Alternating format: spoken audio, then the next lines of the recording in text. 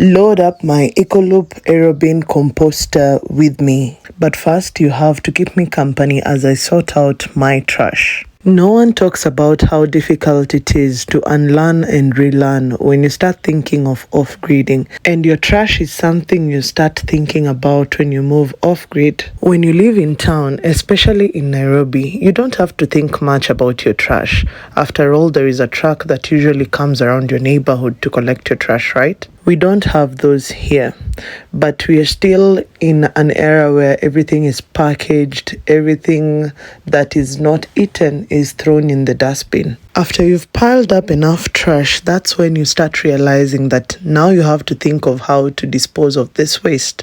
And that's where composting comes in. Composting is not just saved for off-gridders. I think it's also a good practice for people who live in apartments, or if I could say, who live in town setups. Do you see how filthy your trash gets after a few days because you mix up everything in that trash bin? Now start thinking of those people who take your trash and go sort them out in the dumpsters.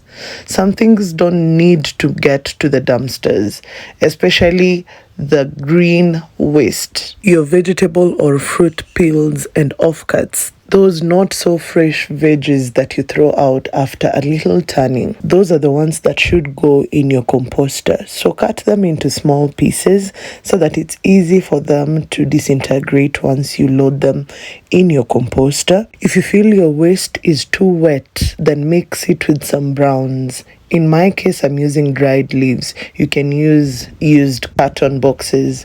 You can use sawdust if you wish. Mix them very well. For the subsequent loading, the ratio doesn't necessarily have to be 1-to-1. You first look at what you have already in your composter, then you adjust accordingly.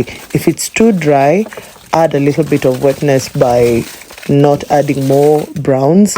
If it is too wet, then in this subsequent loading, add more browns.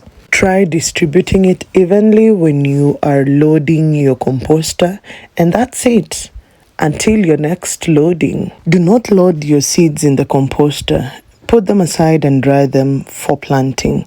Do not load your cartons or non-biodegradable materials. Save that for recycling. And a reminder, do not load your composter with cooked products. That's why we have cats, dogs, and chickens to help you manage that kind of waste. Imagine from a whole bucket of waste, this is all I have left in my trash bin.